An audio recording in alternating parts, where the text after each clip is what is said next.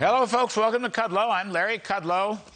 So in his first interview in a very long time, our President Joe Biden launched quite a few whoppers, all this while talking to the Associated Press. So I think my favorite one is his claim that the idea that spending causes inflation is bizarre. All right? That one's a double whopper. At this point, really, outside the White House building, virtually no one doubts that excessive federal spending, most especially the $2 trillion rescue package last March 2021, was the main cause of inflation. I mean, virtually everyone agrees with that.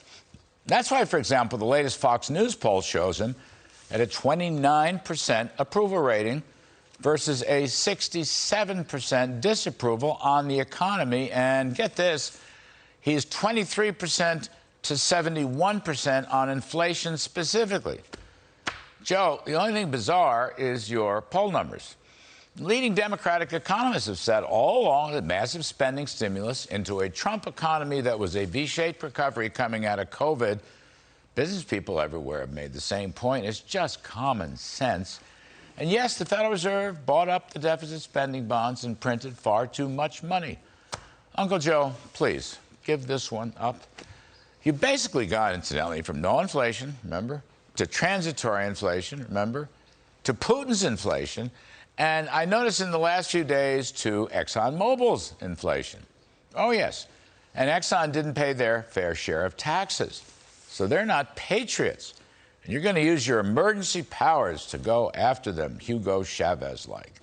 The trouble is, ExxonMobil has invested $118 billion on new oil and gas supplies over the past 5 years alone, compared to a net income of $55 billion. And they basically increased their production by 50%. And look at 2020, they lost $20 billion. But and here's the best part, my favorite. Last year, 2021, Exxon paid $40 billion in taxes. $40 billion. You think that qualifies as paying their fair share? It's kind of a lot like the Elon Musk paying $11 billion in taxes last year, even though Biden attacked him. I'd say they both qualified. They paid their fair share. The trouble with Joe Biden's attack on fossil companies is that his own policies have resulted in closed refineries, shuttered pipelines, denied permits, all in pursuit of ending fossil fuels, which was his all-too-clear campaign pledge. Now, another whopper from Mr. Biden is that every other major industrial country has higher inflation. Well, once again, it's just not true. I'm sorry, Joe. Inflation is lower in China, Saudi Arabia, Japan, Switzerland, Australia, France, South Korea, South Africa, Canada, Italy, India, Mexico, Germany, and the entire euro area. Yep. The San Francisco Fed a while back, a couple months or two, did a study that core inflation in the U.S. is running significantly higher than core inflation in the OECD countries.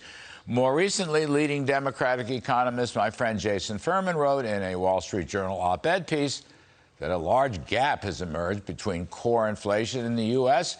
It's running about twice the rate as it is in Europe. What is more, U.S. spending stimulus to boost aggregate demand was substantially higher than Europe's, and nominal wage growth, running at roughly 6% here, is about double the 3% wage rate in the euro area.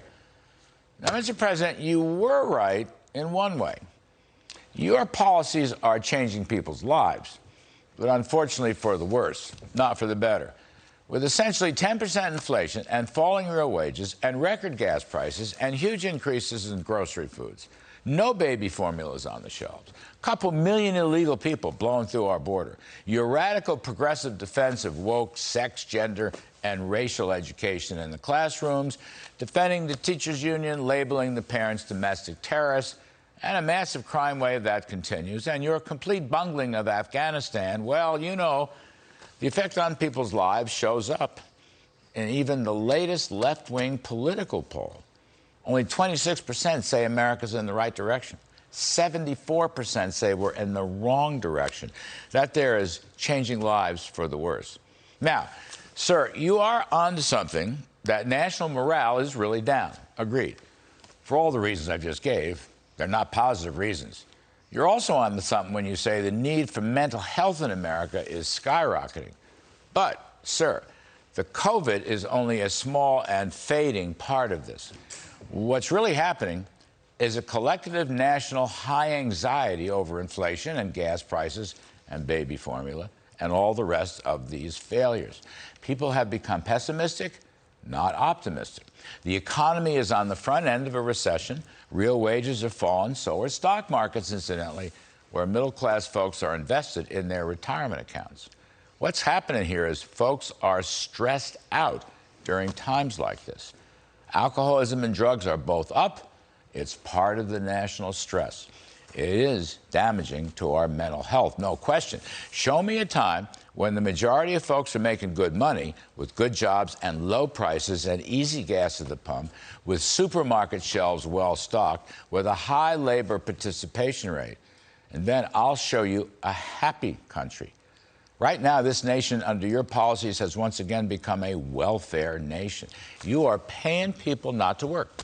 You have thrown out the window work requirements in return for federal assistance, and the inevitable result of that is unhappiness, low self-esteem, high anxiety, continued stress, and yes, plenty of mental health problems. Your efforts to transform this country into some kind of woke progressive paradise have completely failed in just 18 months. It is, sir, time for a change. Make that a very big change. Guess what? The cavalry is coming.